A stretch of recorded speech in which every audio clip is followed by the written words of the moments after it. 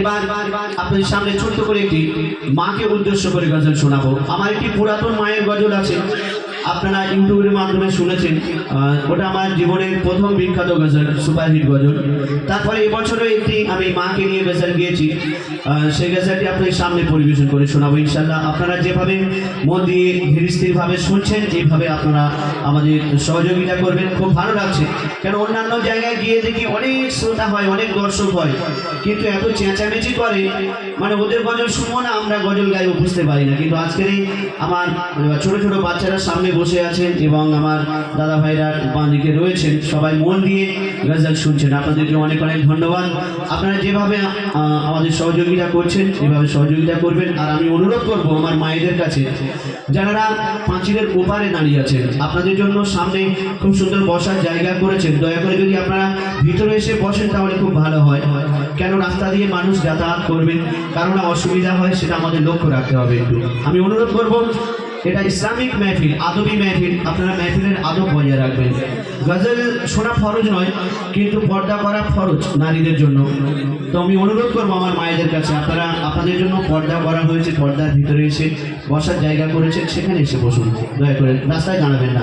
আর না হলে ইউটিউবে লাইভ দেখাচ্ছেন, আপনারা বাড়িতে বসে বসে দেখেন, কোনো অসুবিধা নেই। ধন্যবাদ। জি হ্যাঁ, ওই আমার ইউটিউবার ভাই আপনারা সেটিং করে বসে যান। হ্যাঁ হ্যাঁ, বাচ্চারা একটু তকবীর দাও, অনেকক্ষণ বসে আছো তোমরা। নারায়ে তাকবীর। খাওয়া দাওয়া করে এসছো? আওয়াজ করি, আরে ভাবলাম এত জোরে বলবে, এইসব বাতিগুলো সব বন্ধ হয়ে যাবে। হবে দেখি, নারায়ে তাকবীর। কি বলছি? বলছে আচ্ছা আচ্ছা, নারায়ে তাকবীর। আল কোরআনের আলো, আল কোরআনের আলো,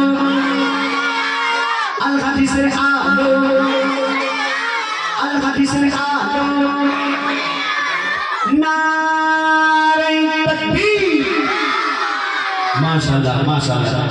আচ্ছা, মাকে তোমরা ভালোবাসো তো? হ্যাঁ, কারা কারা ভালোবাসো একটু হাত তুলে দেখাও। মাশাআল্লাহ। আর কারা ভালোবাসো না একটু হাত তুলে দেখাও দেখি। মাকে, যাদের মা মারে তাদের ভালোবাসা, সবাই মাকে ভালোবাসে না? মায়ের মুখটা খুব সুন্দর না, চাঁদের থেকেও? মায়ের মুখ সুন্দর তো? হ্যাঁ, আর মা যদি কালো হয় তাও সুন্দর। বাহ, মায়ের মুখ সন্তানের কাছে সবচেয়ে সুন্দর। এক শিশু সন্তান, সে একবার চাঁদের দিকে দেখছে আর তার মায়ের মুখের দিকে দেখছে, চাঁদের দিকে দেখছে, মায়ের মুখের দিকে দেখছে, তো তার কাছে সেই চাঁদ মায়ের মুখের কাছে ফিকা হয়ে যাচ্ছে। তো সেই সন্তান কি বলছে শুনুন। মা এমন একটা জিনিস, মা আমাদের কাছে সবচেয়ে প্রিয়।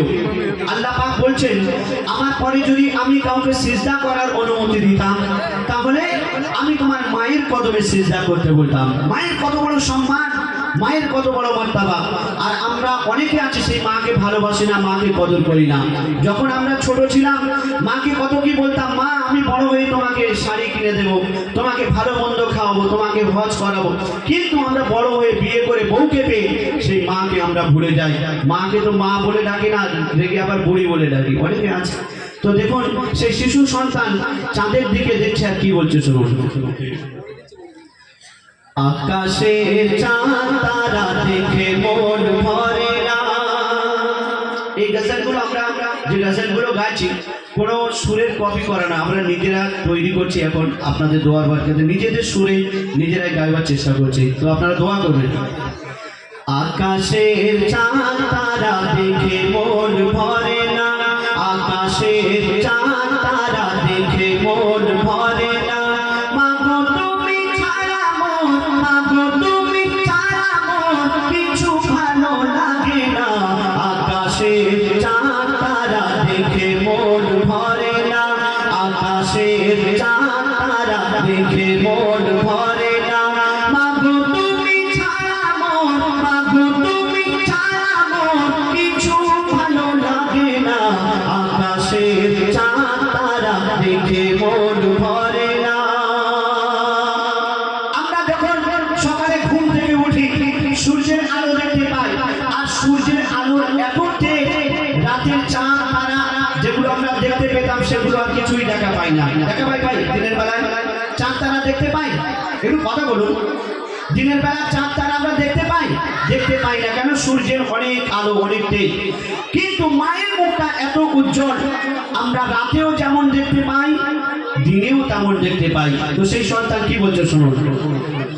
আকাশের চাঁদ তারা দেখে মন ভরে না, আকাশের চাঁদ তারা দেখে মন ভরে না, মাগো তুমি ছাড়া মন, মাগো তুমি ছাড়া মন কিছু ভালো লাগে না, আকাশের চাঁদ তারা দেখে মন ভরে না। দিনের আলোতে চাঁদ তারা আলো ফিকা হয়ে যায়, দিনের আলোতে চাঁদ তারা আলো ফিকা হয়ে যায়, রাতে দিনে মমতা মাগো থাকে একই অবস্থায়, রাতে দিনে মমতা তোমার থাকে একই অবস্থায়। চাঁদ তারাকে ওই চাঁদ তারাকে যত ডাকি, চাঁদ তারাকে যত ডাকি কাছে কবু আসে না, আকাশের চাঁদ তারা দেখে মন ভরে না, আকাশের চাঁদ তারা দেখে মন ভরে না, মাগো তুমি ছাড়া মন, মাগো তুমি ছাড়া মন কিছু ভালো লাগে না, আকাশের চাঁদ তারা দেখে মন ভরে না। আমরা যখন এদিক ওদিক ঘুরতে যাই, সেখানে গিয়ে রং বেরঙের গাছপালা, ফুল ফল আমরা দেখতে পাই, এবং নানান ধরনের পাখি তারা বিভিন্ন সুরে গান গায়, আমরা শুনতে পাই, আর খুব ভালো লাগে। কিন্তু মায়ের ডাকের মতো সুর এত সুন্দর কোথাও আমরা শুনতে পাই না। মা যখন শিশু সন্তানকে ঘুম পাড়ায়, কত সুন্দর সুর দিয়ে ঘুম পাড়ায়। তো সেই কবি ছন্দের মাধ্যমে কি লিখছেন? পাহাড় সাগর ঝর্ণা নদী আর দেখি ফুলের বাগান, পাহাড় সাগর ঝর্ণা নদী আর দেখি ফুলের বাগান, নানান রঙের নানান পাখি নানান সুরে গাইছে গান, পাহাড় সাগর ঝর্ণা নদী আর দেখি ফুলের বাগান, নানান রঙের নানান পাখি নানান সুরে গাইছে গান, ঘুম পাড়ানি মাগো ঘুম পাড়ানি সুরের সাথে, ঘুম পাড়ানি সুরের সাথে সুরতে গানো মেলে না, আকাশের চাঁদ তারা দেখে মন ভরে না, আকাশের চাঁদ তারা দেখে মন ভরে না, মাগো তুমি ছাড়া মন, মাগো তুমি ছাড়া মন, মাগো তুমি ছাড়া মন কিছু ভালো লাগে না, আকাশের চাঁদ তারা দেখে মন ভরে না। জগতে যত আপন স্বজন সবাই ভালো খারাপ নয়। এই দুনিয়াতে আমাদের অনেক আত্মীয় স্বজন, অনেক বন্ধু বান্ধব আছে, আমাদের সকলে আমরা আমাদের ভালোবাসে বন্ধু বান্ধব আত্মীয় স্বজন। কিন্তু আপনার কাছে যতদিন ধন দৌলত টাকা পয়সা থাকবে, আপনার বন্ধু বান্ধব আত্মীয় স্বজন থাকবে।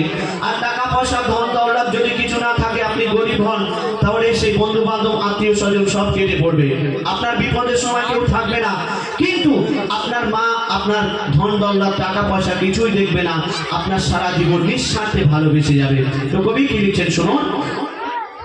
এই জগতে যত আপন স্বজন সবাই ভালো খারাপ নয়, জগতে যত আপন স্বজন সবাই ভালো খারাপ নয়, তোমার মতো কেউ কাছে থাকে না বিপদ আপদে সব সময়, তোমার মতো কেউ কাছে থাকে না বিপদ আপদে সব সময়।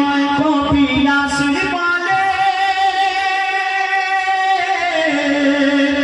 কবি আসে বলে মায়ের সমতুল, আসে বলে মায়ের সমতুল কিছুই হতে পারে না, আকাশের চাঁদ তারা দেখে মন ভরে না, আকাশের চাঁদ তারা দেখে মন ভরে না, মাগো তুমি ছাড়া মন, মাগো তুমি ছাড়া মন কিছু ভালো লাগে আকাশের চাঁদ তারা দেখে মন ভরে না, আকাশের চাঁদ তারা দেখে মন ভরে না, আকাশের চাঁদ তারা দেখে মন ভরে